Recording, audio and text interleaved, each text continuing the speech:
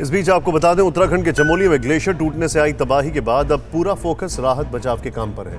लेकिन सबसे बड़ी मुश्किल गाद और दलदल की वजह से आ रही है। रैणी गांव, जिसे तबाही का एपिसेंटर कहा जा रहा है, कीचड़ की वजह से रेस्क्यू टीम को वहां काफी मुश्किलों का सामना करना पड़ रहा है। लेकिन रेस्क्यू टीम अभी भी वहां डटी हुई है और साथ ही मौके पर मौजूद हैं TV9 भारतवर्ष के रिपोर्टर। देखिए रिपोर्ट।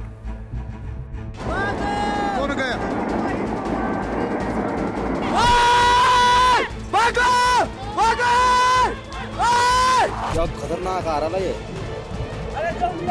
रैणी गांव की तबाही की इन तस्वीरों को जिसने भी देखा सन्न रह गया, रूह अंदर तक कांप गई। ये अंदाजा लगाना मुश्किल हो गया कि यहाँ धौली गंगा नदी की धार में कितनी जिंदगी, कितने घर और मवेशी सैलाब की भेंट चढ़े। अब लोग यहाँ अपनों की तलाश में जुटे हैं। कोई अपने भाई की तलाश में जुटा है, कोई बहन तो कोई माँ की, कोई यहाँ सेना के अधिकारियों से मदद मांग रहा है। लेकिन लापता लोगों की जानकारी नहीं मिल रही है। बस इन दलदल और गाद से शवों का निकलना जारी है।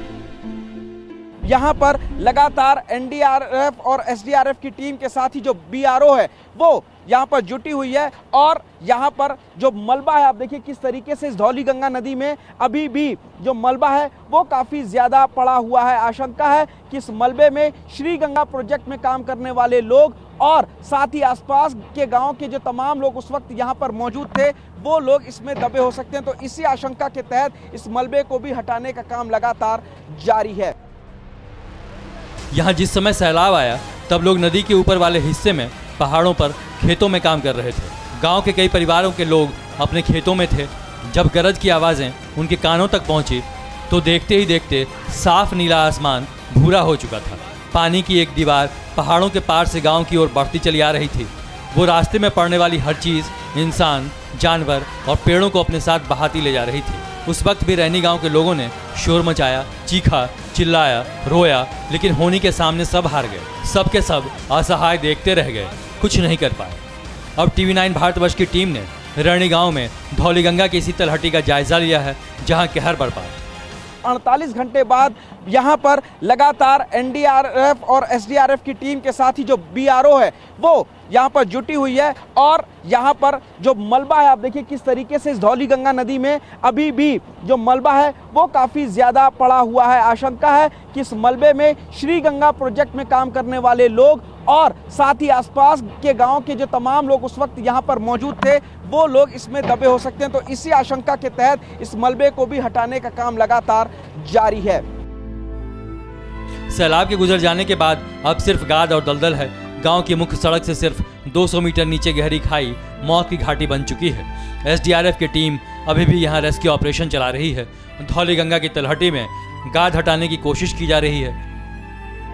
कोशिश कर रहे हैं हम धीरे धीरे इस ग्लेशियर फटने के बाद जो सैलाब आया उस नदी में आगे जाने की, जहां अभी भी बहुत ज़्यादा गाद, मलबा और ये सब जमा है। अभी तक यहाँ पर कोई नहीं पहुंच पाया और SDRF की टीम यहाँ पर पहुंचकर रिलीफ ऑपरेशन चला रही है और रसद पहुंचाने का लगातार काम कर रही है। उस जगह पर खड़े हैं जहां पर लास्ट गाद पहुंचा हुआ है और जहां से आगे बढ़ना नामुमकिन हो चुका है, क्योंकि ये यहां पर दलदल बन चुका है पूरी तरीके से। और मेरे सामने आप देखिए किस तरीके से अब ये जो धौली गंगा है उसमें अभी भी यहाँ पर पानी बह रहा है और जो कीचड़ है वो जमा है। आशंका जताई जा रही है कि कई लोग होंगे और इसी वजह से NDRF, SDRF और तमाम जो टीम है BRO ये लोग काम कर रही है और इस गाद को हटाने की कोशिश कर रही है। अभी भी इस मलबे के अंदर से जिंदगी की तलाश की जा रही है कि शायद, काश इस मलबे में, इस जगह पर, नदी के किनारे शायद कोई यहाँ पर जिंदा मिल जाए।